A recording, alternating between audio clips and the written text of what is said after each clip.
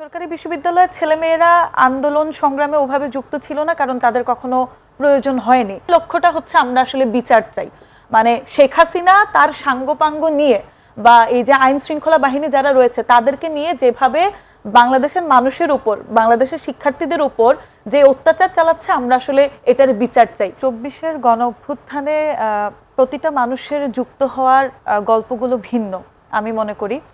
যেমন ধরুন 24-এর গণ অভ্যুত্থানের শুরুটা যেমনটা আপনিও বলছিলেন যে কোটা সংস্কার আন্দোলন দিয়ে শুরু হয়। সেই কোটা সংস্কার আন্দোলন কিন্তু জুনের 5 তারিখ থেকে শুরু হয় এবং সেটা শুরু হয় ঢাকা বিশ্ববিদ্যালয় যে সেন্ট্রাল লাইব্রেরি সেখান থেকে। তখন কিন্তু আমার মতো যারা বেসরকারি বিশ্ববিদ্যালয়ের শিক্ষার্থী কিংবা মাদ্রাসা কলেজের শিক্ষার্থী, তারা কিন্তু সে সময় আন্দোলনে অংশগ্রহণ করেনি। আমি জুন মাসের কথা বলছি। কয়েকজন কিংবা কিছু সংখ্যক অংশগ্রহণ করেছে, কিন্তু দেখা যায় যে যারা অংশগ্রহণ করেছে তাদের আন্দোলনটা ছিল সেই ঢাকা বিশ্ববিদ্যালয়ের গ্রন্থাগার কেন্দ্রিক, এবং তারা হয়তো কোনো না কোনো রাজনীতির সাথে যুক্ত ছিল। কিন্তু আমার মতো যারা একেবারেই অরাজনৈতিক ছিল, আমাদের শুরুটা কিন্তু আসলে, বা আমি যদি আমার কথা বলতে চাই, সেটা জুলাইয়ের 16 তারিখে শুরু।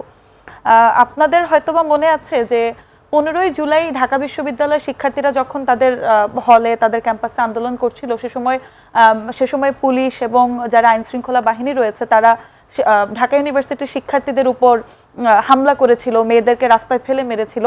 তখনই আসলে আমাদের মনে হয়েছে যে না, এখনই সময় আমাদের আসলে রাস্তায় নামতে হবে। তবে এই রাস্তায় নামতে চাওয়ার দায়টা কিন্তু মোটেও আমি বলবো কোটা সংস্কার আন্দোলনকে কেন্দ্র করে ছিল না। আমরা আসলে বিচার চাচ্ছিলাম, কারণ যেভাবে আমাদের আবু সাইদের ঘটনাটার পরে কি না, আবু সাইদের যে ঘটনাটা সেটা হয়েছে 16 তারিখ, আমি 15 তারিখের কথা বলছি। 15 তারিখ ঢাকা বিশ্ববিদ্যালয় শিক্ষার্থীদের উপর হামলা করা হয়েছিল, এবং বিশেষ করে মেয়েদেরকে, মানে সেই দিনের যে ছবিগুলো আছে ঢাকা বিশ্ববিদ্যালয়, হ্যাঁ, ছাত্রলীগের যারা ছিল তারা মেয়েদেরকে রাস্তায় ফেলে পর্যন্ত মেরেছে। তো এটা আসলে, এটা দেখে আমাদের টনক নড়েছিল, এবং আমরা সেদিনই বেসরকারি বিশ্ববিদ্যালয়ে যে শিক্ষার্থীরা, তারা আসলে নিজেরা নিজেদের মধ্যে কানেকশন করে বা নিজেরা নিজেদের মতো করে কানেক্টেড হয়ে 16 তারিখে যার যার বিশ্ববিদ্যালয়ের ক্যাম্পাসের সামনে হচ্ছে তারা প্রথম একটা বিষয় যদি বলি যে আসলে আমরা জানি যে বেসরকারি বিশ্ববিদ্যালয়গুলোকে আমরা সাধারণত আসলে রাজনৈতিক অ্যাক্টিভিটির সাথে খুব একটা সম্পৃক্ত দেখি না।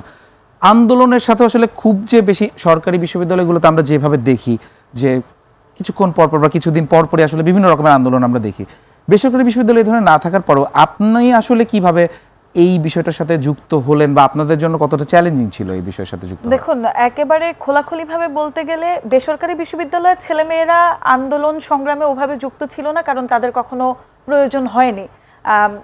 এই যে কোটা সংস্কার আন্দোলন, এখানেও কিন্তু তাদের খুব একটা দায় ছিল না যে তারা নেমে কোটার জন্য কথা বলবে। আরও বিষয় আছে যে বেসরকারি বিশ্ববিদ্যালয়ের শিক্ষার্থীরা আসলে রাজনৈতিকভাবে সেভাবে সচেতনও ছিল না আগে, এখন যতটা সচেতন 24-এর পরে।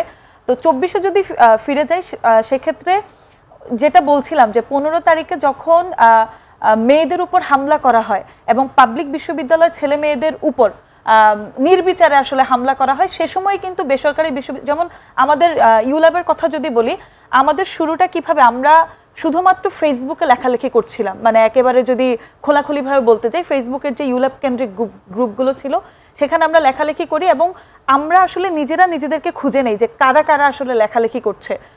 তখন বোধহয় 10 থেকে 15 জন ছিল। এই আমরা 10 থেকে 15 জনই মেসেঞ্জারের মাধ্যমে যুক্ত হয়ে পরিকল্পনা করি যে আমরা আগামীকাল সকাল 11টায় ক্যাম্পাসের সামনে একত্রিত হব। কিন্তু একটা সময় তো নেটও বন্ধ হয়ে গেল, ইন্টারনেট বন্ধ হয়ে গেল, সেটা তো আরো অনেক পরে।